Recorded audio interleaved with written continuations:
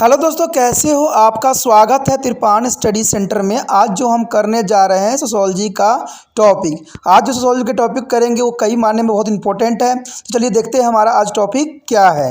जो है पॉवर्टी यानी गरीबी। कहते हैं गरीबी भी बहुत बड़ी समस्या है। गरीबी एक सार्वभौमिक समस्या है। ऐसी स्थिति में व्यक्ति को आय कम होती है, जिस कारण वो अपने परिवार के सदस्यों का जो है भरण पोषण करने अथवा आवास की व्यवस्था करने में कठिनाई महसूस करता है। जिन लोगों की आय जो है पर्याप्त नहीं होते हैं वो गरीब कहलाते हैं। यानी जिनका पूरा पर्याप्त जो है आय नहीं हो पाता है वो गरीब कहलाते हैं। उनके पास जो है धन की बहुत ही अभाव होता है। गरीबी एक ऐसी अयोग्यता है जिसमें एक व्यक्ति अपने परिवार के सदस्यों के लिए 2 वक्त की भोजन की व्यवस्था भी नहीं कर पाता है। हमारे देश की जो है जनसंख्या का बहुत बड़े भाग की जो है आय अपर्याप्त है, इसलिए उन्हें गरीबी रेखा से नीचे की श्रेणी में रूप में जाना जाता है। जैसे आप जानते ही जो है नगरीय गरीब ग्रामीण लोगों के द्वारा शहरी क्षेत्र में कार्य तथा दिहाड़ी के लिए आने का परिणाम ही है। ये लोग गंदी बस्तियों में अस्वास्थ्यपरक स्थिति में रहते हैं। नगरीय गरीबों का एक कारण लोगों में बहुत अधिक बेरोजगारी की समस्या भी है। कहते हैं ये बेरोजगारी क्यों आती है, ये गरीबी रेखा क्यों आती है? देखा जाए तो ये कहीं मानने में भ्रष्टाचार का ही एक रूप होता है। कहते हैं आए दिन सरकार बदलती रहती है, आए दिन सरकार वादा करती रहती है। तो इसका कहीं ना कहीं उन व्यक्तियों से भी है जो कि पढ़ाई में अच्छा ध्यान भी नहीं देते, क्योंकि आपको पता ही है कि हमें सिर्फ कक्षा पास कर लेने से हमारा जो है वास्तविक जो है विकास नहीं होता है। शिक्षा का स्तर नीचे होने के कारण क्या होगा, आपको सही ज्ञान नहीं होगा, सही आप समझ नहीं पाओगे, और आप जो कहते हो कि अपने आप को शिक्षित कहोगे, आप शिक्षित कभी हो नहीं पाओगे। तो ये सब कारण भी जो है गरीबियों का कारण बन जाता है। कहते हैं मानवीय कारकों के आधार पर गरीबों को केवल आर्थिक दृष्टिकोण से ही नहीं देखा जा सकता है, इसे वंचितता के नजरिए से भी देखा जाना चाहिए। इस भांति मनुष्य की गरीबों को मानव जीवन के 3 तत्वों के आधार पर देखा जाना चाहिए: लंबा जीवन, गरीबी और जीवन का उच्च स्तर। अंततः गरीब वह है जिसमें जीवन असहनीय हो जाता है। उसके पश्चात हमारे समक्ष है गरीबी के कारण। देखिए गरीबी के मुख्य कारण कुछ इस प्रकार हो सकते हैं। सबसे पहले तो हमारे समक्ष यही आता है कि सामाजिक वर्ग। हमारे भारत में अनुसूचित जाति या निम्न स्थिति में है, उनके पास कोई संपत्ति नहीं है, इस कारण वह पीढ़ी दर पीढ़ी गरीब होते चले जा रहे हैं। इन लोगों के समाजी रीति रिवाज या परंपराओं पर बहुत अधिक खर्च किया जाता है। लोग दहेज देने के लिए अपनी जमीन आदि को बेच देते हैं। तो कहा जाए तो कहीं हद तक भ्रष्टाचार ही जो है इस गरीबी का कारण बनता है। जैसे कि यहाँ पे बताया भी गया है कि लोग दहेज देने के लिए अपनी ज़मीन तक भी बेच देते हैं। तो ये रीति रिवाज जो हमारी समाज में घर कर चुकी है, इससे भी बड़ा जो है विडंबना खड़ी कर दी है। दूसरा कारण माना गया है आर्थिक कारण। कहते हैं कृषि भूमि का गैर बराबर वितरण यानी बेरोजगारी, निम्न पगार और ऋणग्रस्तता गरीबों की सबसे बड़ी कारण बन गई है। हमारे समाज में कई ऐसे परिवार हैं जिनके पास भूमि नहीं है या वे लगभग भूमिहीन ही माने जाते हैं। वो काम या पगार के लिए दूसरे पर निर्भर होते हैं।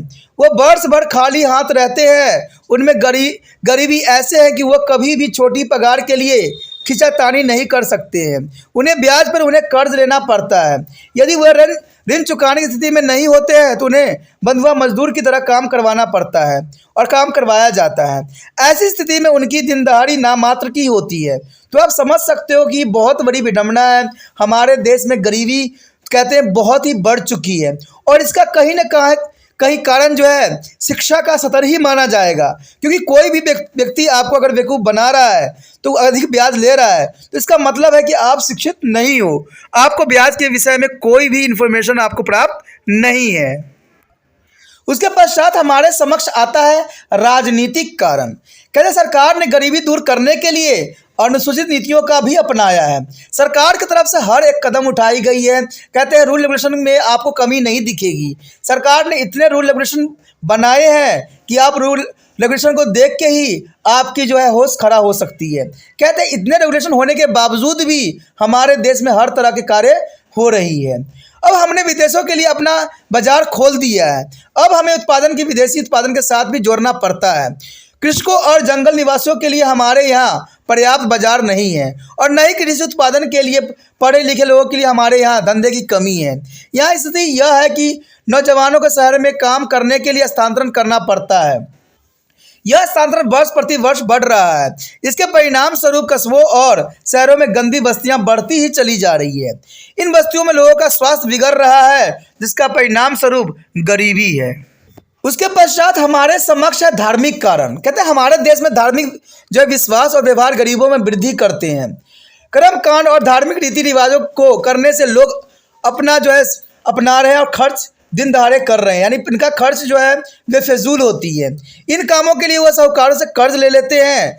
जब वे कर्ज नहीं चुका पाते हैं तब उन्हें अपनी ज़मीन को जो है गिरवी रखना पड़ जाता है।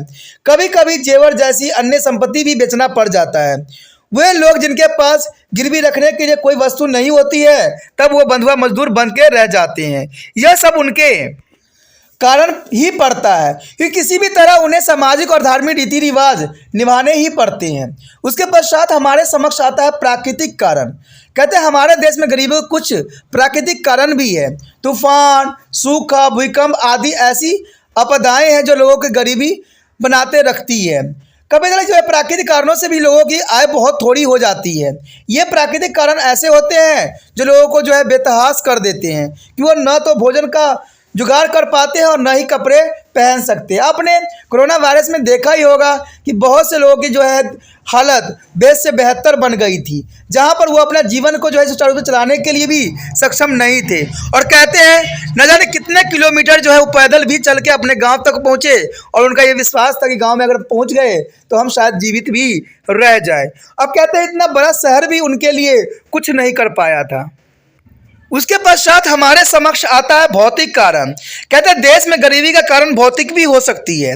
कई लोग शारीरिक यातनाओं से दुर्बल हो जाते हैं। ऐसे लोगों को बीमारी, विकलांगता, दुर्घटना, आत्महत्या, मानसिक रोग, शराबखोरी आदि से ग्रस्त हो जाते हैं। तो ये सारे भौतिक कारण के अंतर्गत आता है। उसके बाद है निरक्षरता।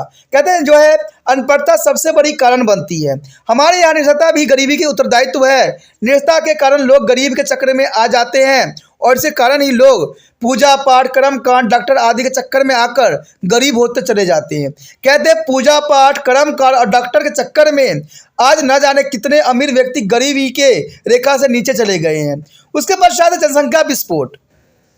कहते हैं जनसंख्या विस्फोट जो है पितृवंशी जो है संपत्ति के बंटवारे के कारण भी हुआ है। इस संपत्ति का जब बंटवारा होता है तब इस भूमिहीनता, बेरोजगारी और गरीबी आ जाती है।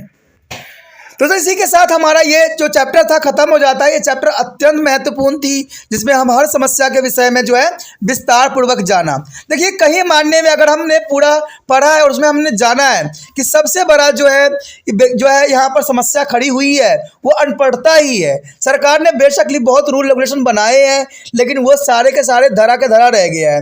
आज व्यक्ति जो है पढ़ा लिखा होने के पश्चात भी उसको ज्ञान की सही मार्गदर्शन नहीं होता है। आज हमारे पास डिजिटलाइज की दुनिया है, हर जगह देखोगे डिजिटल ही डिजिटल मिलेगा, लेकिन फिर भी जो है जो ज्ञान आपको चाहिए वो ज्ञान अभी अधूरा है। इसके वजह से आप जो होते हो नहीं कुछ कर पाते हो और बेरोजगारी के शिकार बन जाते हो, गरीबी से नीचे चले जाते हो। दोस्तों पढ़े लिखे होने का मतलब ये होता है कि आप समझदार बनो। कोई भी देखिए जैसे ही आपको पढ़ाई खत्म हो जाता है, अब बेशक सरकारी जॉब के लिए सदैव प्रयत्न कीजिए, लेकिन घर पे बेल्ला न बैठिए। कोई ना कोई काम धंधा आप कीजिए जिससे आपका जीवन जो है सुचारू रूप से चल सके और आप किसी दूसरे व्यक्ति पे आश्रित न हो सके। ठीक है।